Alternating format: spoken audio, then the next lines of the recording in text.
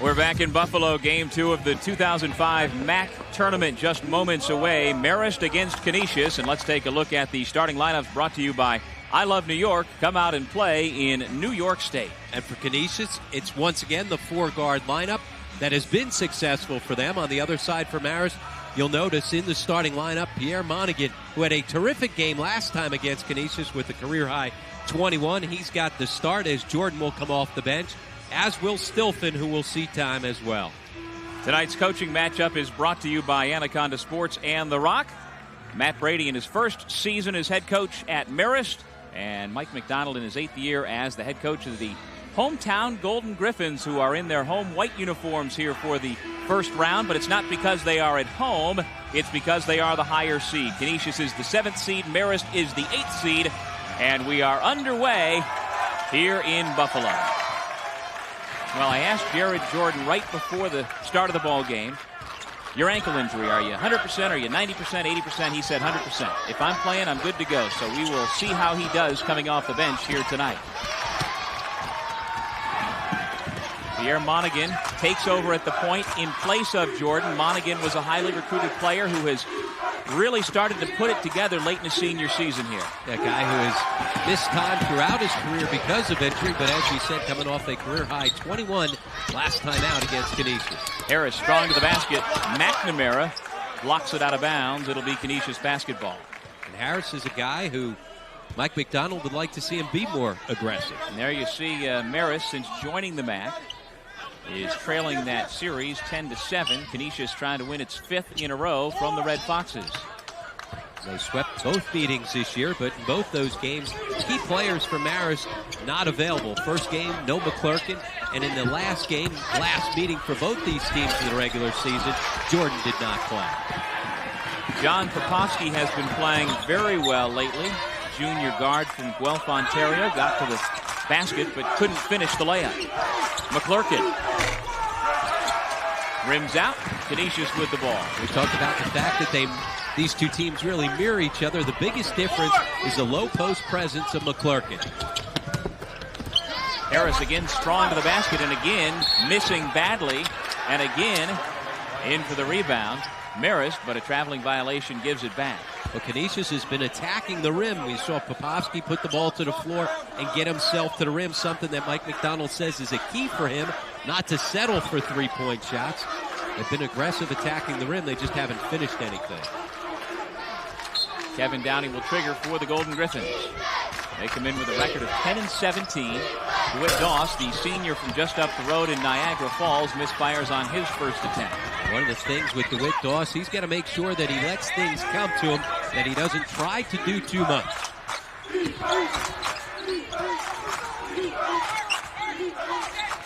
Monaghan enters the post again to McClurkin. Both teams hold to start with. McClurkin off the double-up fake, breaks the seal. The Red Foxes score first. And again, he can be a difference maker inside. Matt Brady said we're going to try to play through him as much as possible. He said last time we took too many quick shots on possessions and didn't force them to have to guard McClurkin inside. He said he's going to get a lot more touches tonight. Well, he averages 14 points per game. He's 4th in the league in rebounding and nearly 8 per game, and his 4-game suspension was what triggered the tailspin for the Red Foxes. They desperately need big number 33 to be a presence inside. Absolutely. They were 7-1 and in first place before his suspension. They went 0-4 without him because they didn't have somebody else to step up and give him that inside scoring presence. McClurkin able to clear space. Good ball fake, not once, but twice to get Wilson off the floor. Wilson, a terrific shot blocker, so you've got to show him the ball. Those are the only points we've got so far here in Game 2 of the MAAC tournament. And Pierre Monaghan from the corner makes it 5-zip Red Foxes. And it's amazing what happens. You get a career-high 21. Now your confidence way up. You start getting on a roll offensively. Wilson around McClurkin, and he draws the foul.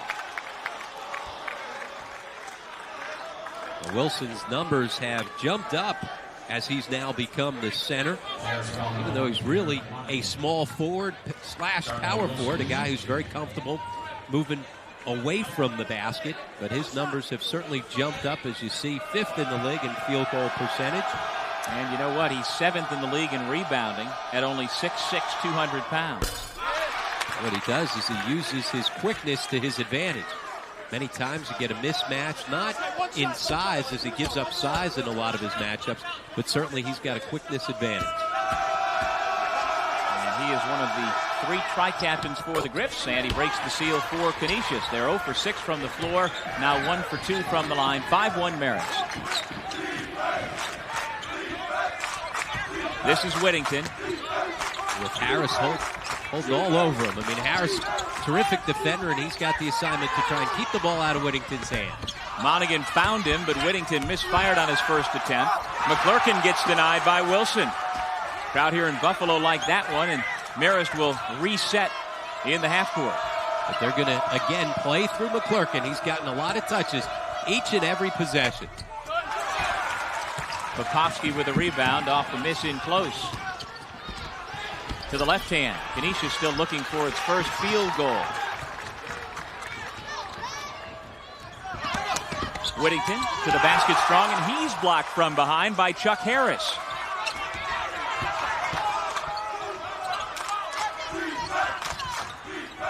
Whittington, he has limitless range, but with a hand in his face, he came up short. And that's the key. Harris there to challenge. Downey does a nice job to protect the ball and lay it in. Again, he's got good size, comfortable finishing around the basket at 6'3". Sometimes see guards not comfortable once they get themselves up towards the rim, but Downey's got the size and strength to finish.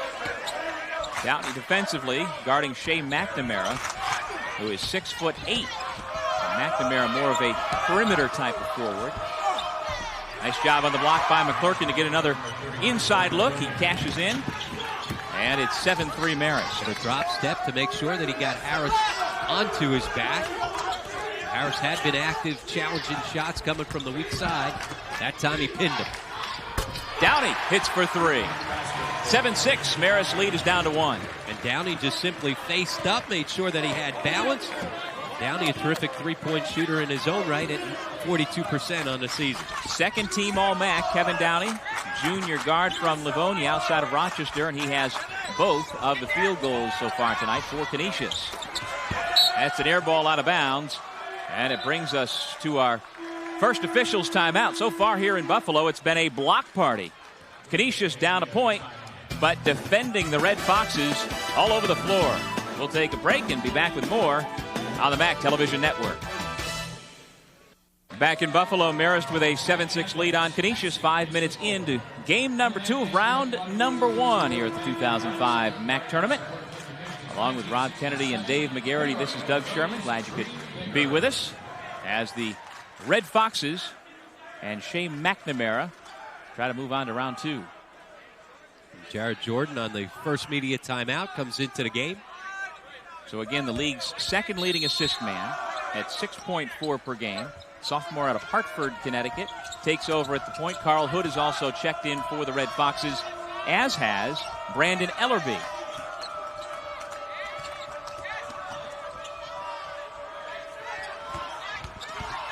Shot clock violation. Hood put the ball on the floor when he should not have. That's where you've got to be aware of time and score situation. Coming out of the timeout on the block shot, there wasn't a reset. As you take a look at Jordan's numbers on the season, he has upped his scoring average as he's become a little more aggressive looking for his own shot. He's always been throughout his career looking for others. But he suffered the high ankle sprain February 24th against Ryder, and we'll see if it impacts him here tonight. Again, he told me before the game he's 100%, although the trainers and coaches will tell you otherwise. Shot clock under 10 for Canisius. Downey trying to make it 3 in a row. He couldn't do it. Filiberto Sargent and Will McClurkin get a held ball, and the possession arrow has it pointing the other way. Well, Sargent, the 6'8 freshman for Canisius, got some size inside to match McClurkin. Mike McDonald thought that he would go to Sargent a lot more, especially early on in the game. Sargent responds, getting after it on the offensive glass. Ellerby feeds the post to McClurkin, and you can see that every Marist set needs to go into the big fella, number 33. This time he kicks it out, And the three-pointer's good by Ellerby. Again, playing through the big guy because you've got to guard him. They collapse inside. You kick it out for the open look, and Ellerby's a guy that can knock it down from the outside. Marcus Vanderhyde has also come into the game for Canisius. Sargent comes up short. McNamara the rebound. Ellerby tripped up, and the foul against Harris. And Ellerby, one of those guys who's a streaky three-point shooter. When he knocks down his first couple, he's got the ability to get on a roll and carry you for a while. He's also got the ability to shoot you out of games as well. Ellerby, a 37% shooter from outside. He's 1 for 2 so far here in the early going. Shea McNamara goes out, and we get our first look at Ryan Stilfen, who made the All-MAAC rookie team. About 2 hours ago is when they announced everything. And Stilfen has missed time with a bad back, and to compound it this week, he's been suffering from the flu. Both teams suffering as far as their shooting's concerned. You look at those numbers. So Stilfen has not practiced this week, not because of the back, but because of the flu. McClurkin steps out. Stilfen tracks down the long rebound. Back inside they go to McClurkin. Stilfen had it taken away, and here comes Popovsky for the Golden Griffins.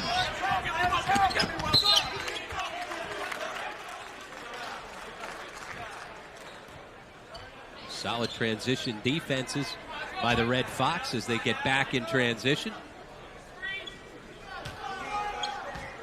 Quick hands by Downey to knock it away as the Golden Griffins get out and run. Here is Downey. Working the right side. Off the window and in. That's 7 points for Kevin Downey. And again, his size and strength to be able to score off bounds. Here's a kid who was only given one Division I offer. Only Canisius recruited him. If not, he'd probably be playing for Division III Nazareth College. As it is, he's turned himself into one of the best players in the league. Absolutely, and certainly you think about where Canisius would be without him. They ask him to do so much for this team. You know, certainly the extra year, the redshirt year, his first year, really allowed him to develop his game. And so many times you see that. Guys taking advantage of a redshirt season to try and further develop their game. Ellerby, meanwhile, a senior guard from East Plano, Texas. It's the first. He's not gone to the free throw line too often this season. Only 8 out of 17. Shows you he's much more comfortable hanging around the three-point line, not used to putting the ball to the floor. Although that time he gets to the line from out at the three-point line. Yep. Well, he started the first 3 games this season. He's had trouble with his pinky. You can see it wrapped up there on his right hand. Missed 8 games earlier, but now he's got 6 points on 3 free throws, and Marist has a 5-point lead. 13-8, Red Foxes lead the Golden Griffins.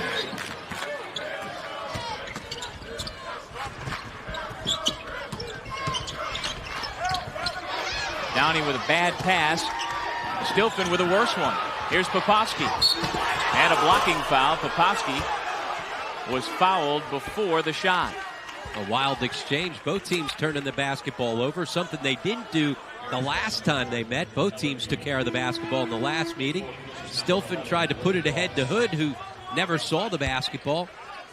Ellerby tries to pick up the charge. A little late getting there as Popovsky was out of control, but it didn't matter. A non-shooting foul, so Kevin Downey will inbound.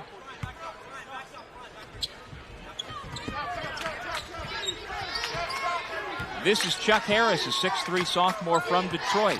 He averages 9 points per game. Right to the basket, lost it on the way up, and Hood went up even higher and knocked it out of bounds. Well, Hood's one of the best athletes in the league, a guy that can cover ground. He's quick, athletic, out in transition. You see his athleticism to come on over and knock that one away.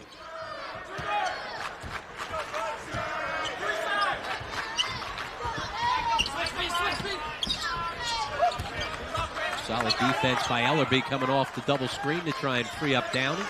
Now Downey gets it, but he's back near midcourt with 7 seconds on the shot clock. Wilson sets the screen. Downey pops. Rebound looked like a gravity check. 2 guys went up and jumped for the ball, and it went right over top of him and landed on the floor. 11:40 to go first half. McClurkin, still no double team. Goes to his variety of moves and gets the jump hook to go. I'll tell you what, he's been effective inside, not only his scoring, but when the double team has come, he's kicked it out and found the open three-point shooters. You see how important his presence as a low-post scorer is for this entire offense. And off of that, like you say, Rob, Ellerby has a three, Monaghan has a three, and Ellerby earned the 3 free throws while he was fouled on the three-point attempt. At the other end, DeWitt Doss with his first three. A good skip pass to find him. Jordan, a little short, and it's knocked out of bounds, and we've got a foul call. And McClurkin coming over the back. Will McClurkin, the big fella inside for the Marist Red Foxes. He's got 6 of the 15 Marist points. They lead by 4 on the MAAC television network. Welcome to Marist College, a liberal arts college bridging the traditions of the past with the tools of the future, drawing inspiration from the historical, cultural, and artistic heritage of the Hudson River Valley. Marist College holds fast to the timeless values of its rich heritage while embracing advanced technology in the service of education. Marist with a 4-point lead over Canisius, and this gives us a chance to tell you about the New York Lottery MAAC Scholar Athlete of the Year, awarded to St. Peter's grad student Corey Hinnant of Bayshore, New York. Winners selected based on GPA, community participation, and good sportsmanship. The New York Lottery, supporting education since 1967, salutes Corey Hinnant for his achievements. And here in game number 2 of the MAAC tournament, Canisius is trying for a 3-game season sweep over Marist, but Dave McGarity, not so fast. It isn't that easy, correct? Well, Doug, I'll tell you one thing. These two teams have a very, very good history in terms of competing in the playoffs going back to 2003. Marist swept Canisius in the regular season, and many people think it's very difficult to beat a team 3 times in 1 year, but Marist did it in 03. I think Canisius would love to do it here, but I'll tell you one thing. You got a situation right here with Will McClurkin, who has really played well against them in the last game, and now here in this game is really establishing himself inside. McClurkin did not play in the first game, so it's a whole different Marist team with Stilfen and McClurkin out there. So Canisius has their hands full with that 4-guard lineup. Back to you guys. Well, they're absolutely different without McClurkin because so much runs through him when they put the ball in his hands on the low post. Dave was talking about how well he played last game, 22-15 against Canisius in the regular season finale. Whistle off the ball. Ryan Stilfen was mixed up down in the low post. Foul number 1, Darnell Wilson is called for the foul, and so he's taken out. Quick hands by Wilson to knock it away, and that allows him to get out in transition, so they think, and then Stilfen comes up with it for the easy 2.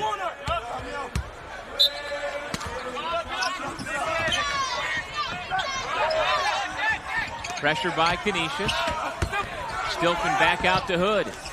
Good catch by Stilfen to not travel with the basketball. Nice ball movement by Marist to find their 50% shooter Whittington. He's yet to get on track. Doss is called for the traveling violation. Doss went up for the basketball, got banged, and came down. Gets called for the travel. Crowd didn't like it. Not too many times that Whittington gets a wide open look from 3 and doesn't knock it down. Doss comes down and gets called for the travel. The inbound comes to Monaghan. He's out there with Jordan, so the 2 point guards on the floor together for the Red Foxes, along with Whittington, Hood, and Stilfen. Remember, Monaghan's a point guard that looks to score it more often than not only with his 3-point shooting, but his ability to get by people off the bench.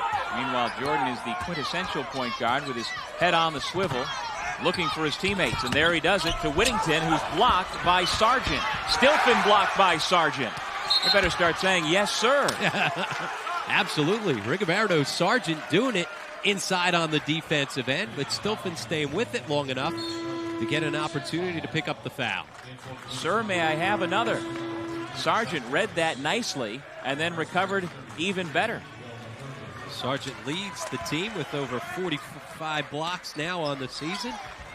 9th best in school history for the freshman. He's put up solid numbers here in his first year for Canisius. Young man out of Stroudsburg, PA. Harris with the rebound. Harris, Doss, Popovsky. Just into the game, Anthony Bird as well for Canisius, along with Wilson.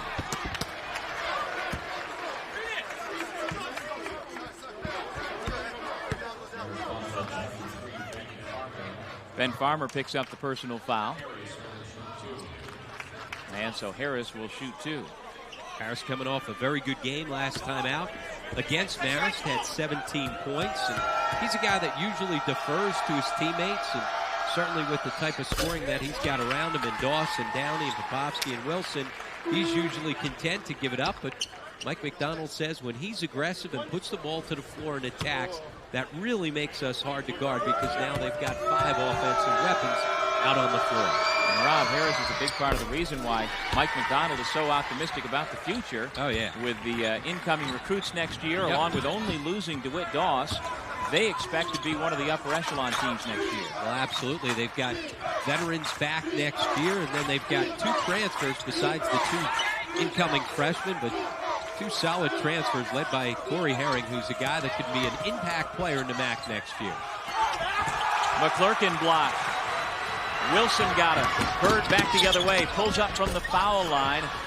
And Farmer the rebound for the Red Foxes. And Bird got caught in between. Wasn't sure whether or not to put it up against the board, where he should have. Whittington gave it away. Bird had it slip through his hands, and he stepped down the end line trying to save it, so Marist gets it back. A couple missed opportunities for Canisius out in transition, turning the basketball over. Good hustle here out in transition, just goes right off of Bird's hands. 2 opportunities in transition. Bird missed the shot and then doesn't come up with the clean catch for the turnover. Anthony Bird is a 6'1 freshman from Pepper Pike, Ohio. Love saying that. Yeah, absolutely. Yep. Pepper Pike.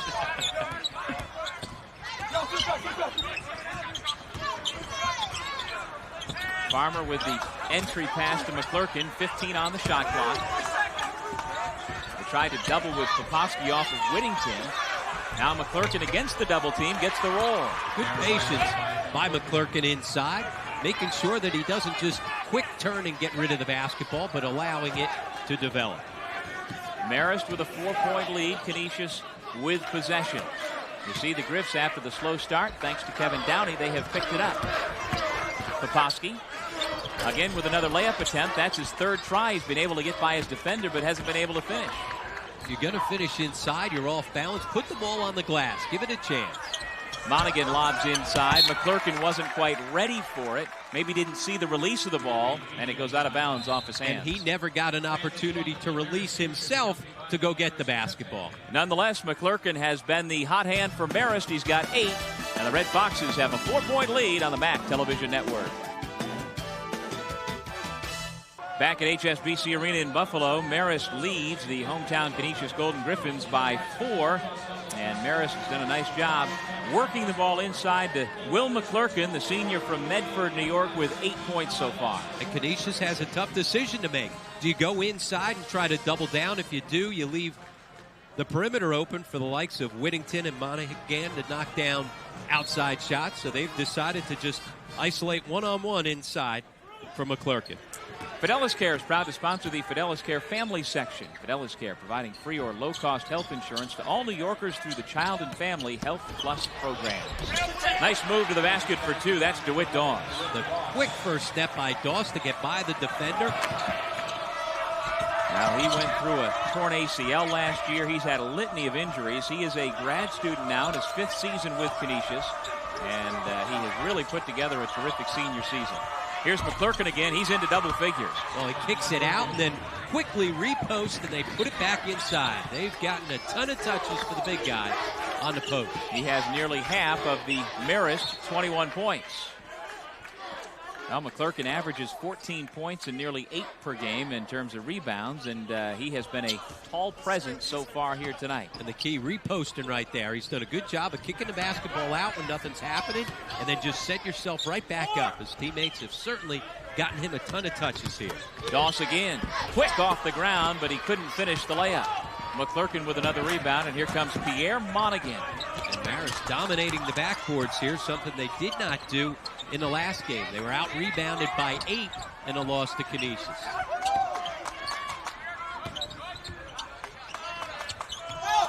Into McClurkin. He had Wilson caught on his hip, and that's another easy two. A terrific ball movement. Good feed by Farmer.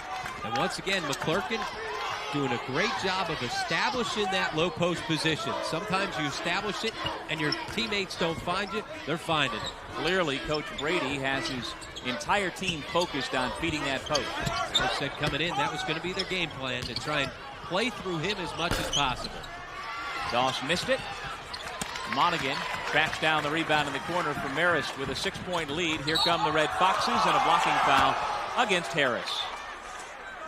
Harris tried to sneak under Whittington and pick up the turnover. You see once again McClurkin establishing that low post position. Good ball movement allows him to pin the defender high. Good feed by Farmer to lead him right to the goal.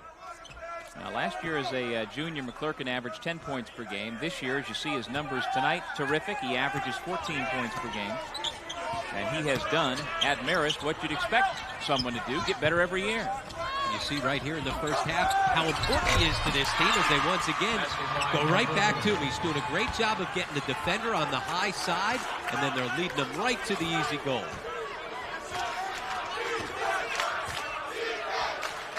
Canisius down 8. The last time the MAAC tournament was played here in Buffalo, the Griffins made it all the way to the finals before losing to Iona. Canisius trying to turn a similar trick and then get over that hump. But they'll have to win 4 games in 4 days to get that automatic bid to the NCAA tournament. Doss denied by Ellerby. Foul against Monaghan. He pushed DeWitt Doss. So Canisius really struggling on the offensive end to get anything going right now. Red Fox is doing a terrific job defending on the perimeter and inside. Good defense right there by Ellerby to go up and challenge.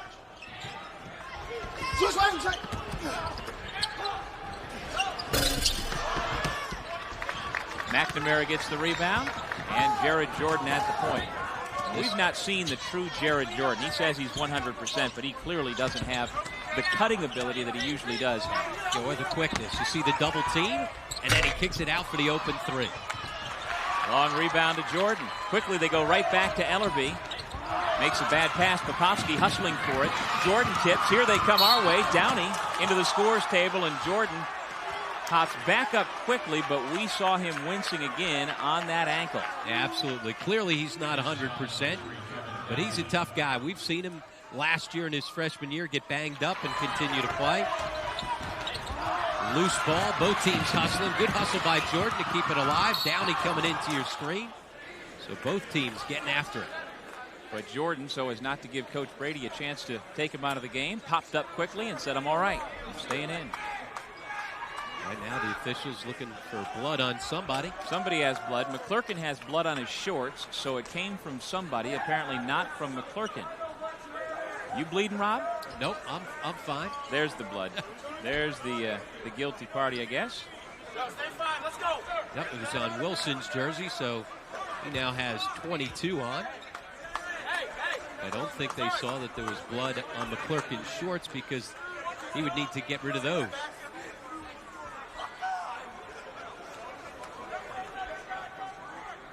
And Wilson has blood on his shorts as well, it looks like. And it looks like Sargent may be the guy that's bleeding there, and he'll come out of the game as the trainer attends to it. And now Kevin Downey has come over and told the official, John Cale, that somebody else's finger is bleeding. He says that McClurkin is bleeding. This is a bloody mess. Sargent getting checked out, and now McClurkin. Smart move by Downey. They can't guard him inside. Get him out. Hey, John, get him out of here. Huh? Can't afford to lose him. 14 points, but every time down the floor he's gotten touches, and the entire offense has run through him. They've been able to go 4 out and 1 in. We said the biggest difference between these two teams was McClurkin and his ability to score it inside. And boy, that has certainly been the case here in the first half. And as we showed you a moment ago, as McClurkin takes a seat and gets that finger work down, he has 14 points. The senior co-captain from Medford is the biggest reason why Marist enjoys an 8-point lead. And Canisius comes out and shows zone for the first time this evening. Downey, Popofsky, Doss, Harrison, Wilson inside. Notice they go zone with Whittington on the bench. Don't want to go zone when he's on the floor. Monaghan kicks it back out. Ellerby wide open, and he drains it. That's the problem. He's another guy that can stretch out from beyond the three-point line, and Mike McDonald takes a timeout with his team struggling to find it offensively. Marist doing a good job executing on their half-court offense. Well, you get a sense there of exactly what Pierre Monaghan can bring to the table, the ability to penetrate and kick back out. And again, Ellerby, a streaky three-point shooter. High-arcing shot right there. You see the excitement of Monaghan on the nice feed. And so Ellerby now has 9 points to augment the 14 by McClurkin. Monaghan has 3, Stilfen 2, and that's been it so far for Marist with the 28 points. Well, this season, Balanced Bar Food Company and the MAAC are promoting healthy lifestyles to students, alumni, and fans. And here is today's tip. Are you a morning person or an evening person? The best time to exercise is the time that best fits your schedule. The Balanced Bar family of nutritional products aims to aid in the passionate pursuit of everyday endeavors and activities by providing energy that lasts. And Canisius got to get things going on the offensive end. And who do they turn to but Kevin Downey to make a play as he finds Wilson inside. And again, Wilson wearing number 22 after his number 1 jersey was taken out of commission because of some blood on it. After the one possession of zone, Canisius right back out to the man-to-man. Meanwhile, Will McClurkin stays on the bench after getting his finger tended to. He appears ready to come back in when Matt Brady chooses to bring him in. See a different look. They throw it into McNamara inside, who's much more comfortable facing up without McClurkin with the ball in his hands. Definitely a different feel offensively for Marist. Marist has a 9-point lead late in the first half, and Will McClurkin's been in the middle of it all. You're watching the MAAC Television Network.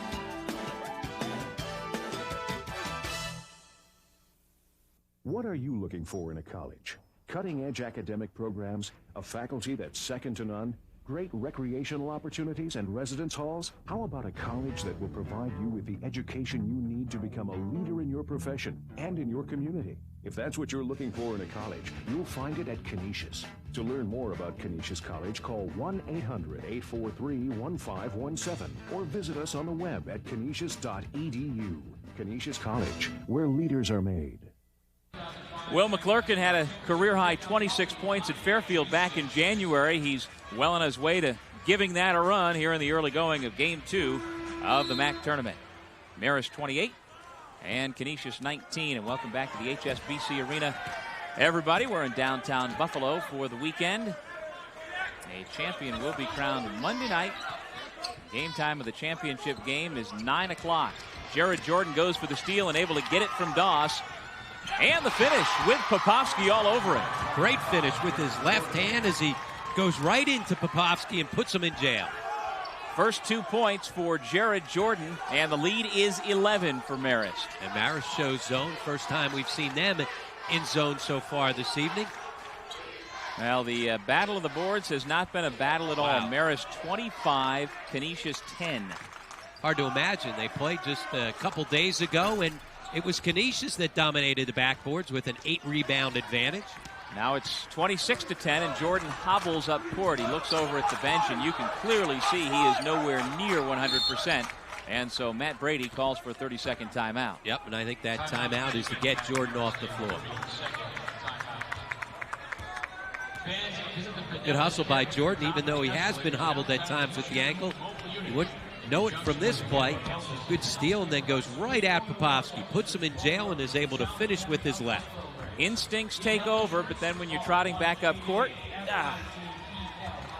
And certainly remember, with the tournament format, You've got to win 4 games in 4 days to get yourself a championship, so you certainly try to give Jordan a break and see if you're going to be able to get back and get him back onto the floor here in the second half and see how effective he'll be able to be. Now he is second in the MAAC in assist-to-turnover ratio at 2.5 per game, and he's so integral to what Marist does on offense.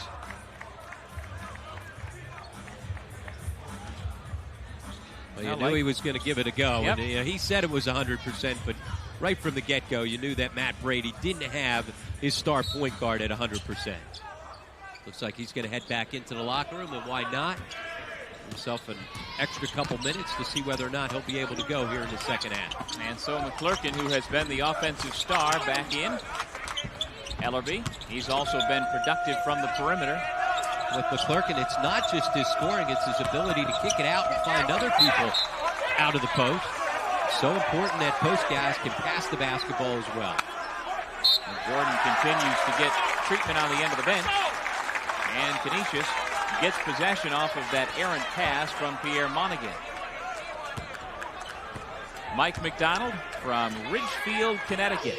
His 8th year as a head coach of the Canisius Golden Griffins here in Buffalo. Downey hanging around on the high post trying to find the soft spot against the zone. Well, in the last 4 games of the regular season, as Downey connects again, the Golden Griffins have had their scoring up. They've been averaging 85 points per game the last 4, shooting nearly 50%, but that's not been the case so far here tonight. Now, certainly the pace has been dictated by Marist. They've executed their game plan of putting the ball in McClurkin's hands on just about every possession. Now for Canisius, someone else will have to step up. Foul called against Downey, who has more than half of Canisius's points. Yeah, at times when they're struggling, he's put the ball to the floor, gotten into gaps, and made things happen. Good ball reversal is Hood with the quick first step. Is able to beat Popovsky along the baseline. Downey late coming over, picks up the foul. Well, for those of you who are used to seeing Kevin Downey, if you're a Canisius fan, as Jordan stays on the bench, you may think it's a little different look for Downey with the buzz cut. There's the new look, but he lost a bet recently with his little used teammate, Andrew Spittler. Downey said, "I'll shave my head if you don't score 10 career points." Well, Spittler went out and scored 5 against Loyola, and what do you know? Downey's got a new look. Got a new look. He's also got 3 fouls, so important for him to play out the rest of this first half without picking up another foul. Under a minute to go. Canisius down 9 with the ball.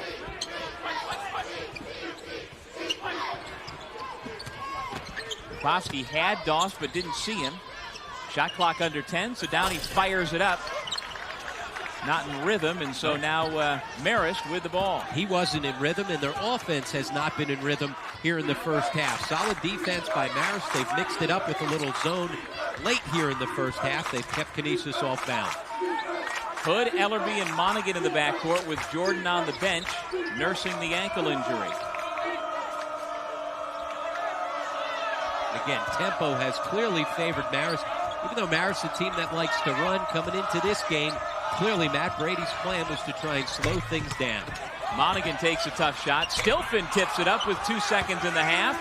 Downey from the other end of the court couldn't get it close. And that is the first half.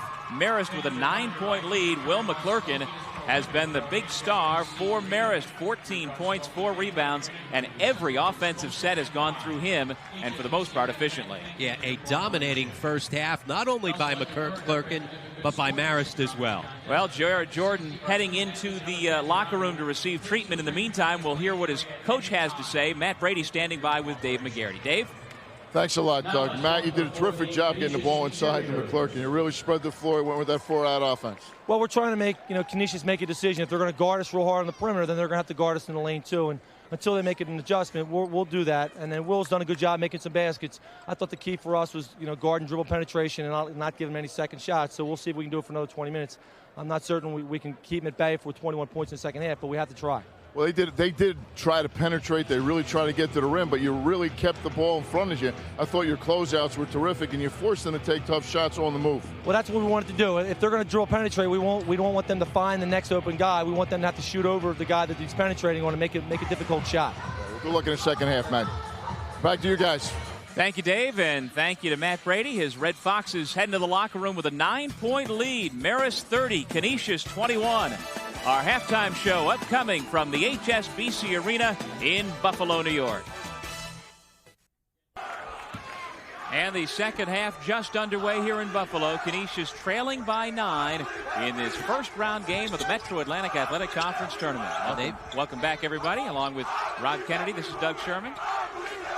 They've got to get things going on the offensive end. Really struggled there in that first half, just 29% from the floor. And the struggle continues, and to compound it, Darnell Wilson comes up limping after missing that layup.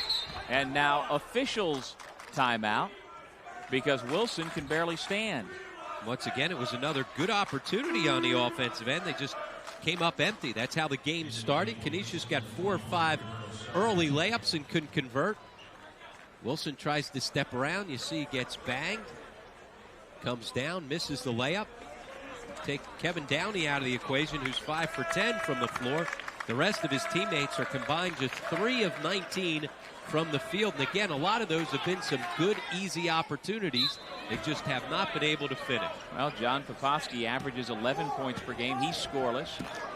As you see, they work on the upper leg or maybe the hip of Darnell Wilson.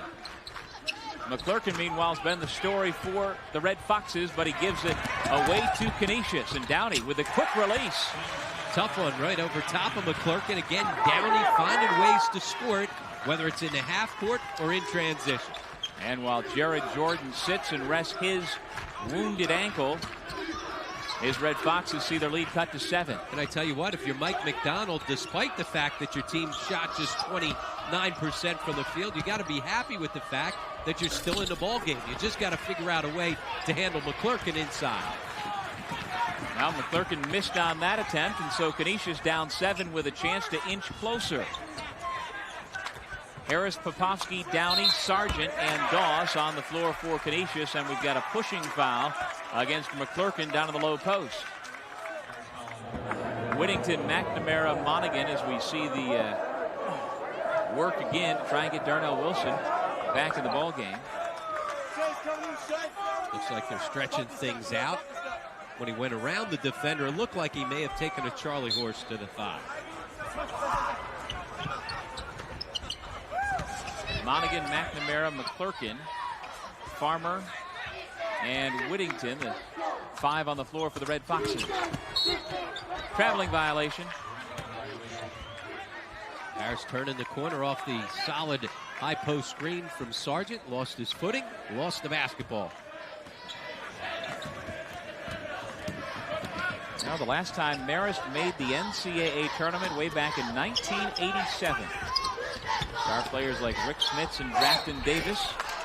McClurkin trying to be the star this year for what would be an improbable run to the NCAA. The Red Foxes, the number 8 seed here in the MAAC tournament with a record of 11-16. But you see McClurkin's doing what he can. Obviously carrying his team. Gets the ball in the low post. His teammates doing a good job of finding him. McClurkin again will use the ball fake to get the defender up, just as he did in the first half. McClurkin does it at 67% from the foul line.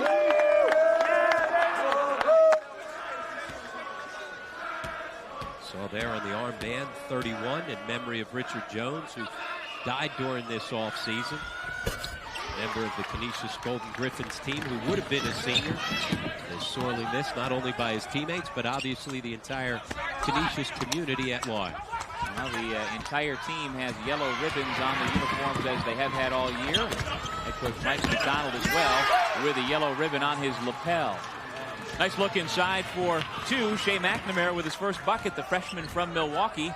Makes it a 10-point ball game. And Will Whittington has been dead silent as far as scoring the basketball. 0 for 5 from the field, but doing a good job of doing other things. Nice feed out on the break.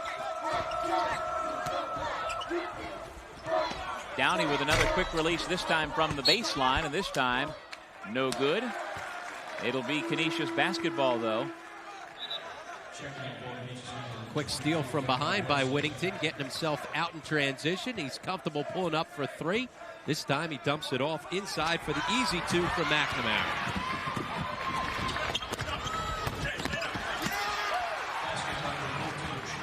Meanwhile, Chuck Harris drives strong to the basket for 2, and also good to see Darnell Wilson is checked back into the game for Canisius. Yeah, they're going to need him on the floor. Nice ball movement to find McClurkin inside. He's got 17 points. It's usually been on straight post-up. That time on a nice pick and roll. Doss could feel it that time off the crossover. Gave himself a little bit of space, and he drains the 3. And he's got the ability to get himself on a roll. They're going to need some other scoring besides Downey. McClurkin again, just working his way to the basket and drawing the foul. Once again, they've decided to try and guard him one-on-one, isolated in the post. Good ball movement here. The cut by McNamara. The defensive rotation as Wilson comes over to pick him up. Downey a little late diving down into the lane, and McClurkin gets himself a nice, easy bucket inside. Young man who began his college career at UMBC, University of Maryland, Baltimore County, before transferring back nearer to home to the Poughkeepsie School. And he, like all the other seniors here at the MAAC tournament this weekend, hoping for one more shot at glory, one more game, one more weekend. And Matt Brady's club trying to move on to round number 2. Right now up by 7, thanks to Will McClurkin's work on the offensive post.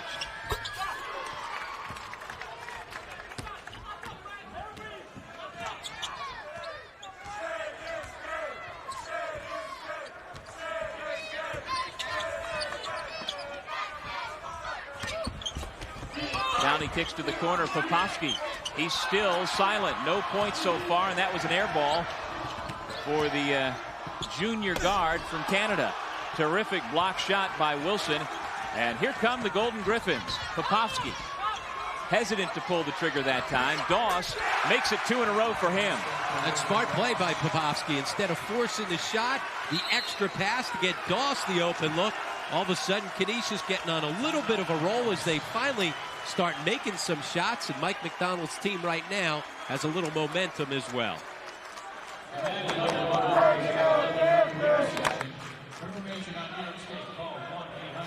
It all starts on the defensive end. Good rotation by Wilson to come on over and challenge, and then as he runs the floor, his teammates get up in transition. Nothing happening.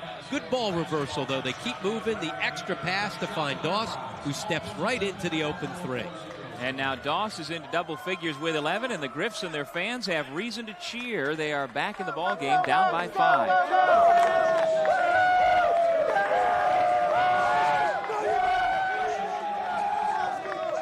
Here's the Broadway Marketing mind-bending trivia question.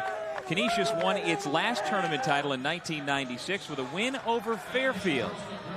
Who did they take on in the NCAA tournament? Who did the Golden Griffins wind up facing in round 1 of the big dance? Broadway Marketing mind-bending branded solutions. We will have that answer for you in just a few minutes. That team was coached by John Beeline and star players Darrell Barley, Michael Meeks. And they played that MAAC championship game at the Pepsi Arena, beat Fairfield, but they went on to face a future NBA star, a top draft pick, in that first round of the NCAA tournament. We'll have the answer for you in just a couple of minutes. Well, let's take a look at the men's tournament bracket brought to you by Pontiac. Siena lost the first game here today to Iona 68-51, so the Gales will take on St. Peter's and Kedron Clark, the nation's #1 scorer, tomorrow afternoon at 4:30, and coming up later tonight, Loyola versus Manhattan. And when you look at that bracket, the one team you don't see is Niagara, because they're sitting one round forward. Even though Jared Jordan not on the floor, being able to be the coach on the floor. He's the coach in the huddle right there, trying to get after his teammates to make sure that they respond to try and cut off this run right now by Canisius. Farmer, McNamara, McClurkin, Whittington, and McNamara, who sets the screen for Monaghan. Shot clock at 10. No, in this set, they didn't get the ball to McClurkin at all, and so Whittington has to fire it up as the shot clock winds down. Play continues because Canisius had possession before the horn blew, and one air ball begets another. Chuck Harris misfires badly. Mike McDonald's club as we head to break, down by 5. Marist 36, Canisius 31 on the MAAC Television Network. Back inside HSBC Arena in downtown Buffalo, and let's get back to our Broadway marketing mind-bending trivia question. Who did Canisius face in the first round of the NCAA tournament back in '96, the last time the Griffs won the MAAC tournament? The answer is the Runnin' Utes of Utah. Broadway marketing, mind-bending branded solutions. Jared Jordan back into the game. We saw him coaching in the huddle last time out. Now he's back on the floor where he wants to be. Wants to be the coach on the floor, not the coach on the bench. That time a bad pass by Jordan. And Canisius comes away with it. DeWitt Doss, who's hit consecutive three-point shots, misfires badly inside the three-point line. Yeah, 2 quick shots each of the last possessions. A wild air ball 3 by Harris. And then once again, forcing it a bit was DeWitt Doss. Darnell Wilson, playing with uniform number 22, comes up with a turnover. The quickness in the post. Good solid post defense to separate himself from McClurkin so that he can use his quickness to come up with the steal. Downey off the mark. Good hustle to pick up the loose ball by Farmer. He's the first freshman ever to start every game in Marist college history. Tell you what, Canisius has cleaned it up on the defensive backboards after Marist dominated the first half, getting all over it on the offensive glass. They've cleaned it up here in the second half. The overall rebounding statistics are still one-sided by Marist, but certainly the Griffs are doing much better. Hood and Monaghan come back in for Marist. There you see Jared Jordan trying to direct traffic. McNamara and Farmer go to the bench. And there's Jordan. Can he finish? He does. He knew that Wilson was coming, but then Wilson laid off and Jordan laid it in. He's got 4.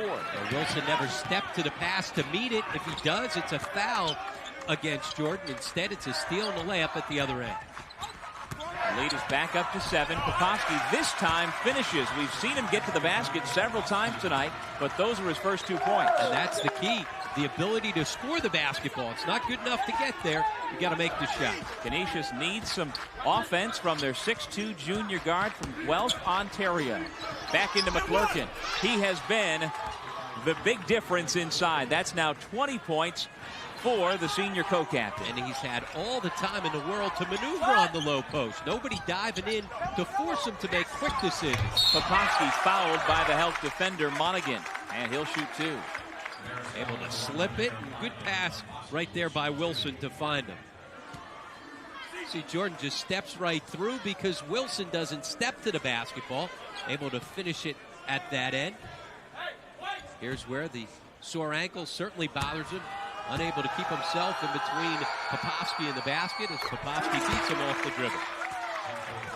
Matt Brady talked about it with Dave McGarity going off at the end of the first half, how well his team did at guarding the dribbler. He said that was one of the keys coming in because they used the bounce so much to initiate stuff with their offense.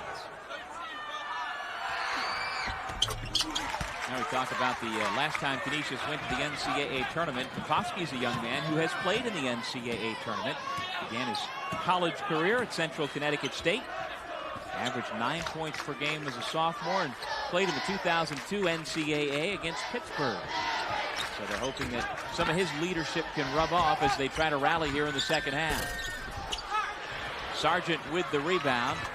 Doss. Canisius down 5. Doss off the crossover to the basket. Lays it up and in. And now making things happen. They do a good job out of the zone defense at the other end. Solid rebound by Sargent. Allows him to get out, even though it's not a fast break. Little delayed transition.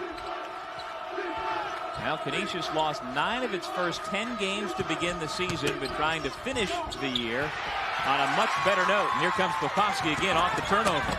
Dropped it back. And the dunk by Darnell Wilson. Well, certainly right now they're in the midst of the run. They've got some excitement back in the building. And it's because they've done a good job of rebounding the basketball at the one end, which has allowed them to get out in transition. Marist dictated the tempo throughout that first half as they just pounded it inside. But here a turnover allows the Griffs to get out and run. That's where they're most effective. So another bad pass by Jared Jordan. At what point, if you're Matt Brady, do you think, well, maybe we need to make a switch? He is our best player by far in terms of distributing, but he's not anywhere near 100%. No, but he's a tough kid, and one thing's for sure, he's not going to beg out of the game. No. He wants to be on that floor, and certainly, even when he is a half step slow, he still is an effective player. Well, he comes back out of the huddle along with Hood, Stilfen, who's playing with a bad back, Ellerby, and Whittington, who has been held in check. Whittington scoreless. He averages nearly 17 points per game, but he has yet to put one in the bucket. And right now, the Red Foxes clinging to a 1-point lead. Downey, Sargent, Popovsky, Doss, and Wilson on the floor for the Griffs in their white uniforms with the gold lettering and blue trim. Stilfen, back out Ellerby. Jordan uses the screen from Hood.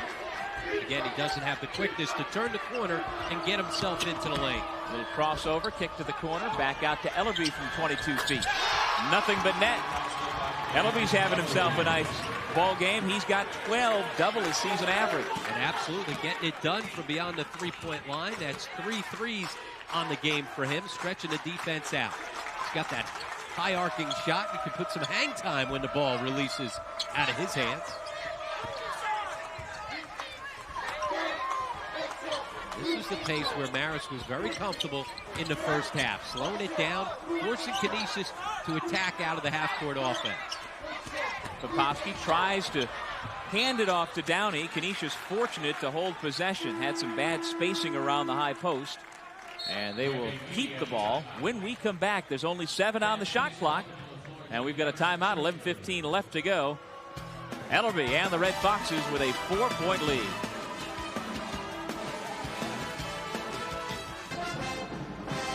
Marist with a 4-point lead. The Red Foxes trying to advance to round number 2. And we take a look at our statistics brought to you by FYE for your entertainment, music, movies, games, and more. Take a look at it. Canisius getting their field goal number up to 37% after struggling at just 29% in that first half.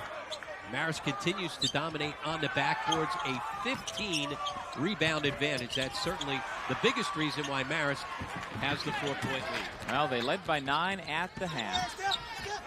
Canisius just moments ago cut the lead to 1 at 40-39, but now Marist trying to hold off that Canisius charge. And closing out ball games has been tough for Marist to do in the last couple of months. They have only 1 win since January. Ellerby, the air ball. That was a force. Downey takes it strong into the paint, and again the runner. He's got 15 points. Yeah, he always gets his head down and is strong with the finish. He knows what he's doing. He's a smart guy, a biology major, MAAC all-academic. That size and strength, a tough matchup for other guards, especially when he turns the corner and gets into the paint. Stilfen and Popovsky, and now we've got double technicals. Popovsky ran through Stilfen on the screen. They had words and came back together, and very quickly John Cale said enough of this. He teed them both up.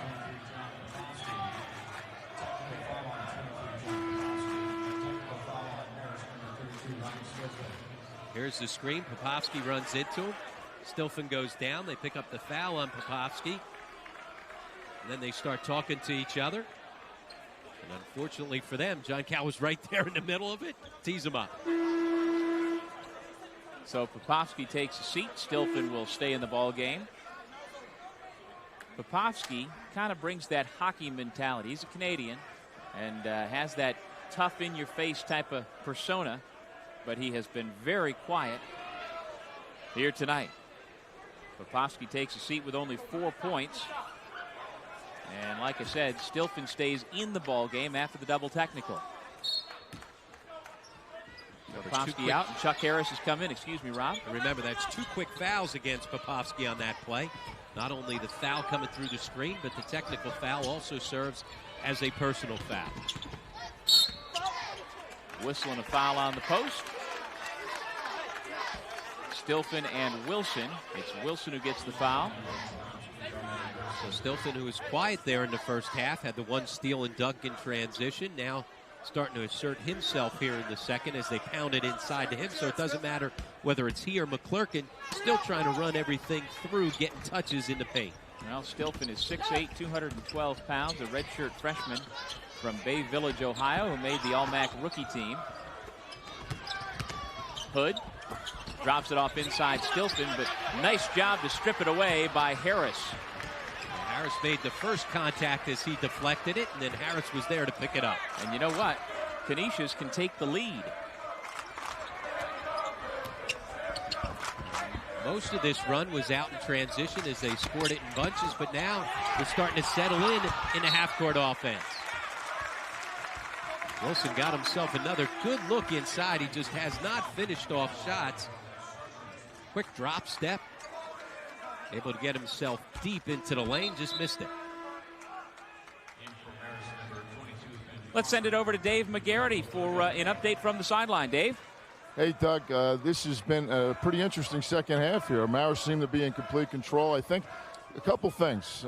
Canisius has really done a great job of getting out in transition because they are struggling in the half-court offense from where I'm standing here on the sideline. I think that Marist, on the flip side, has gotten away a little bit from McClurkin, although they have gone inside to him in the beginning of this half. But, you know, he's out of the game right now. Stilfen comes in, gives him a lot of energy, and as the same with McNamara. But I think Stilfen's going to be the difference down the stretch, and they need some production from Popovsky. Back to you guys. I agree that where they were so consistent, Marist, getting the ball inside in their half-court set to McClurkin in the first half, they've not been able to do it or not done it as well here in the second half. Foul before the shot again, and so Doss, who was hoping to get a chance at a three-point play, will have to go and have another inbound. And again, the quickness of Doss, able to beat him off the bounce. Marist did a great job defending against dribble penetration in the first half, have not been nearly as successful here in the second half. This for the first lead of the game, and another air ball. I don't know how many that is, maybe 5 or 6 air balls at least for Canisius. And we've still got 9 minutes to go. Now Sargent will have a chance to go to the line and tie the ball game. Not a great offensive possession right there for Canisius, but they've got an opportunity to make good on the possession from the foul line. Sargent has struggled from the line all season long, just 52% from the line as the freshman. Well, Sargent came off the bench in the first half and had a couple of blocked shots. But as you see, he is yet to dent the scoring column until now. Well, they highlighted Will Whittington to start the game, and why not? Third-team All-MAAC, averaging over 16 points per game, but he has really struggled offensively, has not gotten anything going on track, missed a couple open looks early on, but he has yet to get himself into the scoring column. Sargent ties the ball game. That's the first tie since 0-0. Didn't look like a 52% foul shooter on those two. And right now, certainly momentum is wearing white. And we'll see if this hometown crowd in Buffalo makes any sort of difference as we play the final 9 minutes. Got to get McClurkin back into the post, and you got to get him a touch inside. Ellerby fouled by Bird, and the officials seem to have tightened things up considerably in the last couple of minutes. Seen a lot of quick hand check calls anytime somebody's going to the floor and there's a bump. It's been a quick whistle. Doss comes right back in. Bird goes out. Looks like Doss is shaking his right hand a little bit as though he injured it.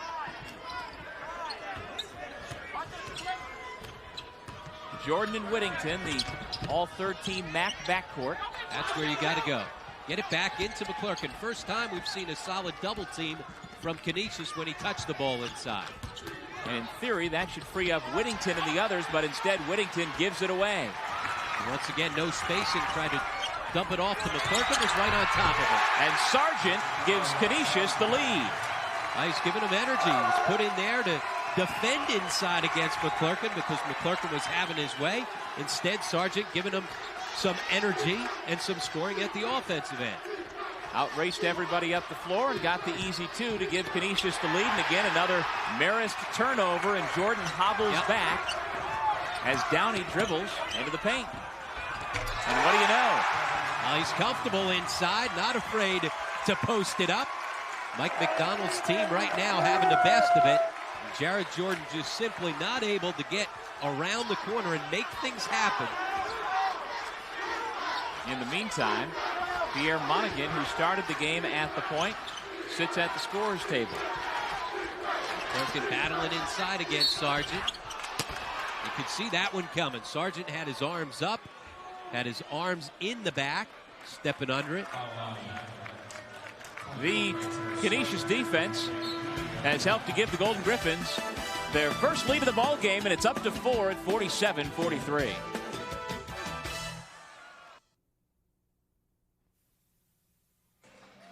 Marist had the lead at halftime, 30-21, but the second half, the Golden Griffins have surged ahead of the Red Foxes. They've got out in transition, gotten a lot of leak-out baskets at the back end. Jared Jordan, once again, is not the same player that he usually is. He's clearly a step slower with that bad ankle, hasn't been able to turn the corner.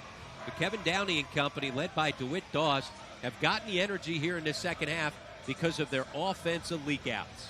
They have forced turnovers. Marist for the game has turned it over 17 times, only 9 turnovers for Canisius. And in their last game against Canisius, Marist turned it over just 5 times for the entire game. So McClurkin, who was the offensive catalyst in the first half, is going to need to be that guy here again in the final 7:34. Although he's going to need some help. Again, Will Whittington, who averages nearly 17 points per game, still looking for his first basket. And right now he's looking for it from the bench. Yeah, Ellerby has given him some perimeter scoring, but that's been about it. They've got to get other guys to step up and knock down shots from outside. McClurkin is going to be whistled for the foul. Popovsky had him boxed out and wound up getting knocked to the floor. And that's huge because that's the 4th foul on McClurkin. So it looks like Stilfen will come in, and McClurkin, who's been so effective and the guy who the entire offense ran through in the first half, he's going to sit down with those foul problems. Here's where you just got to back away. See, Popovsky comes in there. You always want to box out the shooter, and you see why. He knew it was going to come up short, but you got to stay away from that. Instead, he picks up a silly 4th foul and sits down. So McClurkin and his 21 points in 27 minutes takes a seat.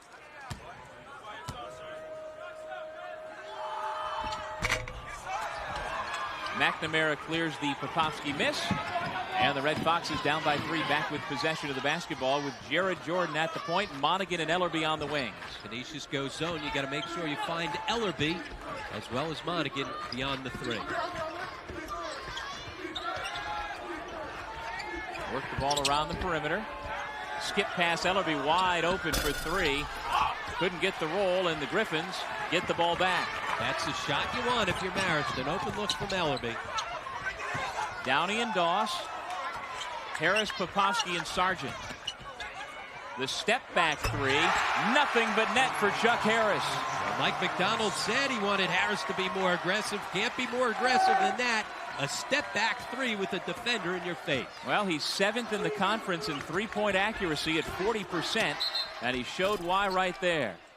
Foul before the shot as Sargent and Stilfen went toe-to-toe. Just a little confidence, huh? The step back, he's got a mismatch as Stilfen's trying to guard him on the perimeter with their 4-guard offense as the bench looks on. He gets a lot of matchups where he's guarded out on the perimeter by a 4-man. That time Harris took advantage off the bounce. 4th foul on Sargent and the 8th against Canisius. Wilson comes back in. Sargent takes a seat. And Sargent gave him a big lift, both ends of the floor. His defense and his body certainly made it a little bit more difficult for McClurkin inside, and then he gave him some scoring punch. And Popovsky's been more involved here in the second half. He has just 4 points, but he's provided some of that energy as well.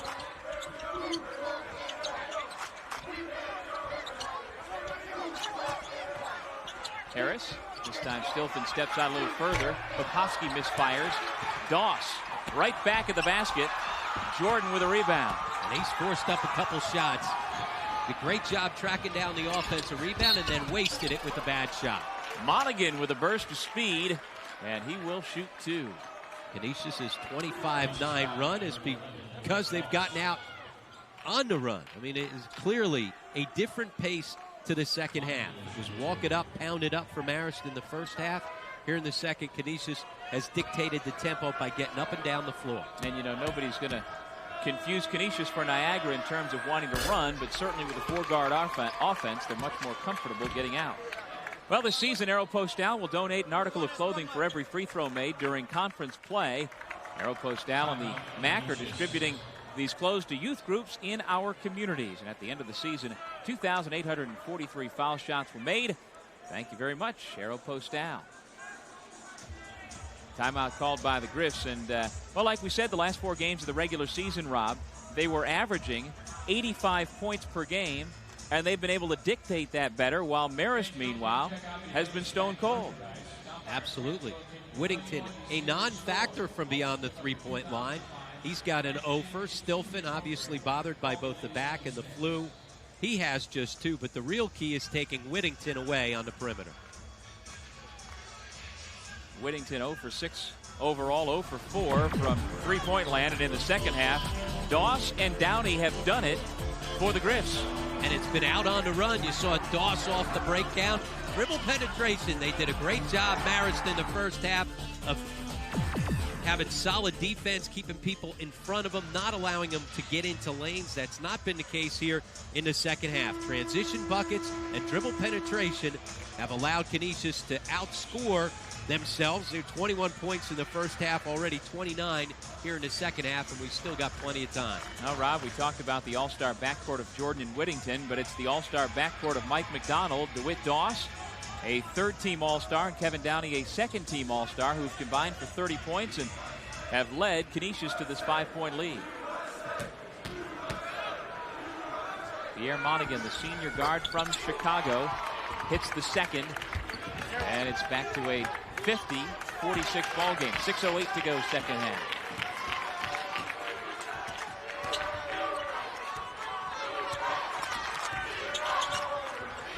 Flare screen to try and free up Downey. Now he's got a mismatch with Stilfen on him. Harris with a quick release. Nice job to keep it alive and tip it out by Darnell Wilson. Well, that's the key. He wasn't going to be able to corral the rebound and come up with it. Able to tip it back to a teammate to save possession.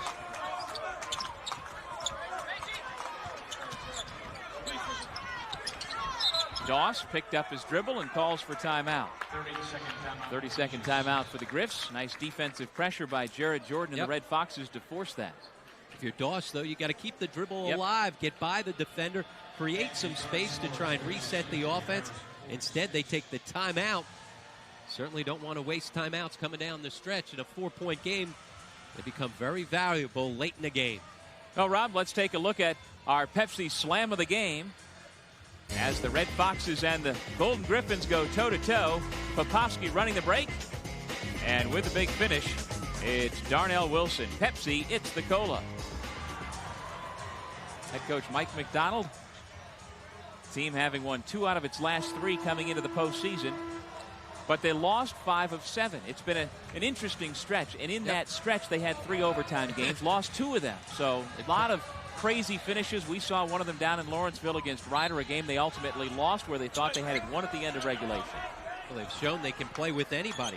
On the road, forcing overtime against Ryder. On the road, forcing overtime up at Niagara in a wild one, where both teams scored over 100 points. Now, DeWitt Doss certainly plays his best against his hometown team, the Niagara Purple Eagles, and you know he'd love one more shot at him here in the MAAC tournament. How about the work just before the shot clock goes off? Darnell Wilson providing more energy, and Canisius has the lead up to 6. And the quick bounce. He landed, got right back up, and got the ball out of his hands before the buzzer. Jordan picked up his dribble. Nearly picked up his back foot. May have gotten away with the walk. In they go Stilfen. He can't finish. Clearly not as efficient with his back to the basket as McClurkin tonight. But quick to put it back in, Pierre Monaghan. Monaghan's giving him a lift. Another second chance opportunity for the Red Foxes, who have dominated the backboard. Back to a 4-point ball game. 4:35 to go in regulation. This is a Canisius team that's played so many close games. 6 overtime games already this season. Closing out close games has been a problem for the Golden Griffs. Monaghan gets fouled, and then Stilfen makes sure that Doss doesn't get the shot off, which draws the ire of the Griffs and their fans again. Well, offensive rebounding so important late in the shot clock. Can't come up with the clean catch, but Wilson gets it on the board and then gets it himself off the board. quick bounce, and on the other end, Monaghan, the guard, able to track down the loose ball with his speed and score it inside. Second chance opportunities for both. That was the 8th team foul against Marist. Stilton picked up the personal, and he heads out. McClurkin back in. Well, Doss is getting closer and closer to 1,000 career points. He's now within 11 of reaching that milestone. Now within 10. He's having a solid ball game here tonight for Mike McDonald's club. 15 points for the Canisius senior point guard. And his best chance to get himself 1,000 points is to get a couple games in. The most important thing, you get a couple more opportunities. You see the numbers for the Golden Griffs in the backcourt combining for 32 points. That's been the key to their run. The D&D boys, Downey and Doss, getting it done here in Buffalo tonight. Now we get 4 out, 1 in. McClurkin in on the post right now. Carl Hood hangs in the air, high off the window for 2. Well, you get that great spacing when they go 4 out and 1 in. Hood, a terrific athlete. The quick first step to get deep into the lane. The junior from Houston with his first 2. And now the Red Foxes trying to inch back into it. They were down 6. Now Jordan down 4. Terrific fake. Monaghan spotting up. Long rebound. Jordan on the bad ankle. Gets it back out to Ellerby. Here comes Monaghan. Downey able to get to the ball first. And those would have been 2 huge shots for Marist, trying to get back some momentum as well as cut into that 4-point lead. Now Jared Jordan doing what he can on the gimpy ankle. But he couldn't find a teammate who would knock down the shot. Here the shot clock is down to 13 for the Golden Griffins. Sargent comes high for the screen for Downey. Downey may have dragged his pivot foot. Instead, he gathers and lays it in. The thing that impresses me most about Downey, he never seems to be in a hurry no matter where he is with the ball. And he doesn't panic. Gets himself deep into the lane and plays at a good speed. Sometimes guys are going 100 million miles an hour. He plays at that nice, calm speed. Ellerby, Jordan, Hood, McClurkin, and Monaghan on the floor for the Red Foxes in their red uniforms. McClurkin slapped on the way up. The personal foul should go against Darnell Wilson. Indeed it does. Reach in as he was coming in and giving some help side defense from the other side. We'll step away from HSBC Arena in Buffalo. The hometown Golden Griffins getting a big game from Kevin Downey. As we reset things here in Buffalo, Kevin Downey has been the catalyst for the Golden Griffins as they've taken a 6-point lead after being down at the intermission by 9. Will McClurkin was the hot hand for the Red Foxes in the first half, but Canisius has done a good enough job in the second half defensively on him. Plus, he's been in some foul trouble, and so he's not been able to really tack on the points like it looked like he might. Absolutely. Got a little different defensive look from Canisius in the second half. Sargent did a good job of leaning on him, bodying him up. McClurkin now goes 4 of 7 from the foul line, but definitely got a little bit of a different look in the second half from Canisius. McClurkin getting closer to his career high of 26 points, which he scored at Fairfield back in January. Finishing up strong here in his senior season. 3rd straight game that he's gone over the 20-point mark. Now a little offensive-defensive substitution as Matt Brady takes out McClurkin with his 4 fouls and gets McNamara back into the game. You get a little quicker lineup at the defensive end, and you also protect McClurkin with those 4 fouls. 2.5 minutes left in regulation. Here comes the double team, and a nice job to get away from it with the dribble by Harris. He read it beautifully and avoided the trap. And with this 4-guard offense, they've got the ability to spread you out and beat you off the dribble. Sargent, the only big man in there for Canisius. Shot clock down to 10. Downey with a pull-up. Too high off the glass that time. Monaghan the rebound for Marist. And solid defense by Whittington. Got to find him in transition. They did, and so he finds Monaghan. Dropping it off. McNamara lays it in. It's back to a 2-point ball game. And certainly Marist doing a good job. McClurkin cheering on his teammates from the bench. It was a good, solid possession, both ends. Canisius is a team that has really struggled to close out close games over the last 3 years. 17 and 38 in games decided by 6 or less. Shows you they play a lot of close games, but they also have not been able to win them. And Popovsky got into it with Whittington. They pick up the foul against Whittington. Madigan able to get himself deep into the lane, draw the defense. As Sargent stepped up, he dropped it right off to McNamara for the easy 2. And so Popovsky, a 76% foul shooter at the line. Wilson replaces Sargent. See Popovsky's numbers on the night.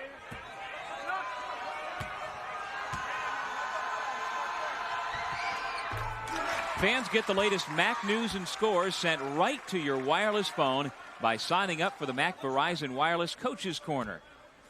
Go to www.macsports.com. Verizon Wireless, we never stop working for you. I'm surprised that Matt Brady did not get McClurkin back into the game on that foul shot. An opportunity to make that offensive-defensive substitution. Instead, McClurkin's still on the bench. Canisius has the lead back to 4. Hood unable to finish that time. Downey pulls down the big rebound. Harris bottled up. And the reach-in foul against Monaghan, who needs to be careful. That's his 5th foul. And so the senior from Chicago heads to the bench, hoping that his teammates can extend his college career. You're right. As soon as he got called for the foul, went running off. The last thing you want to do is give the officials an opportunity to tee up.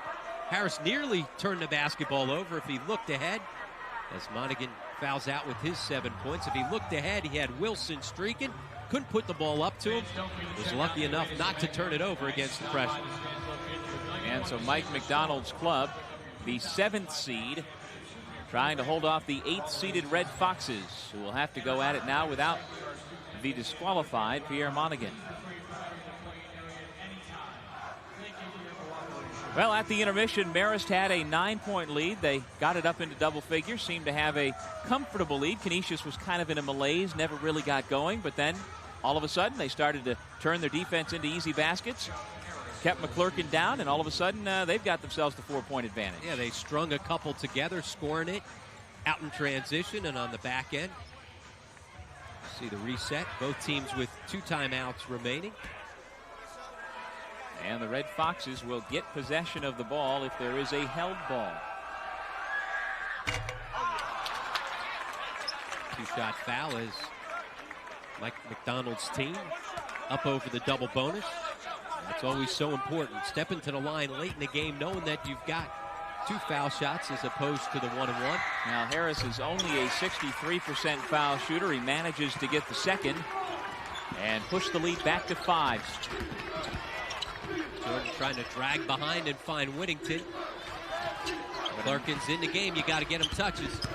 Terrific job by Harris defensively to have stuck with Whittington. There you go. Doss lost track of him on the switch, and Whittington makes him pay.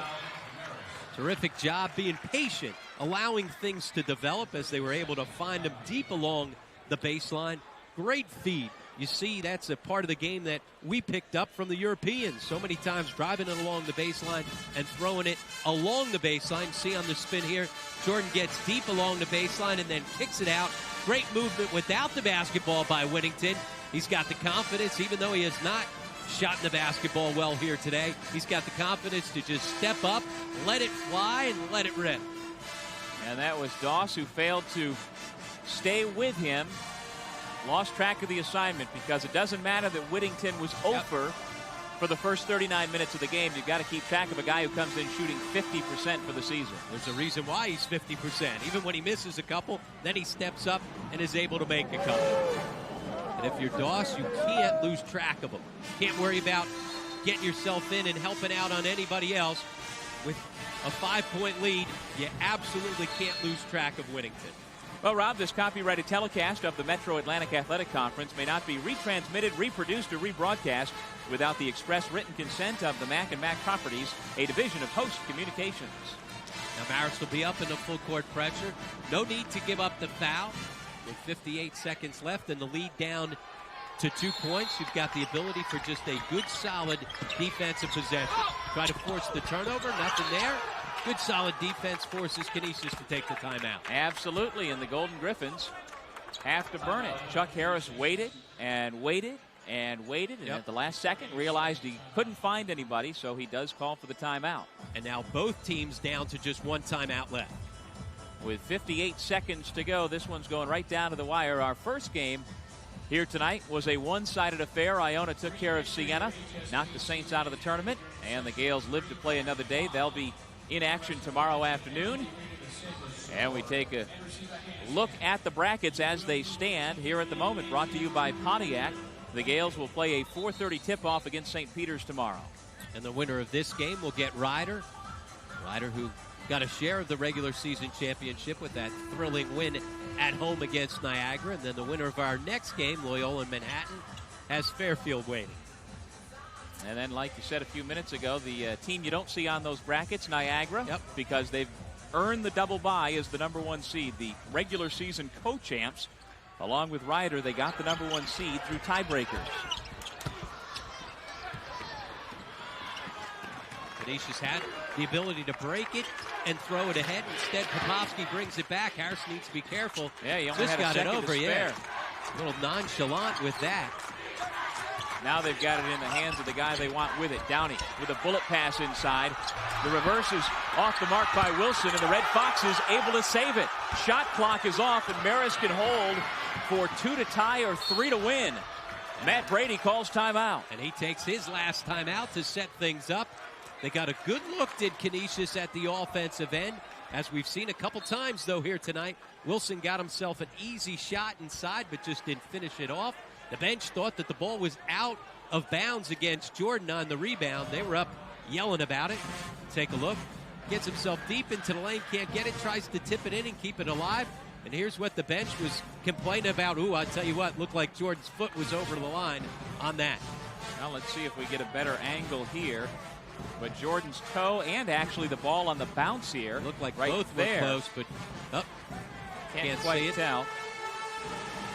First look, it looked like the bench may have been right.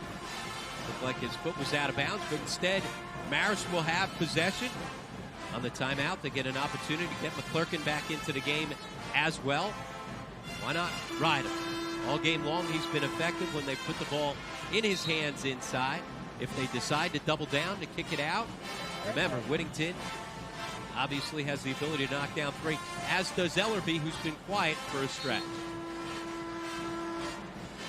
Let's take one more look to see if Jordan stepped on the end line. And boy, I don't know if from this angle we can say definitively, but that's pretty close. If I was an NFL replay guy, I'd overturn that call. You would?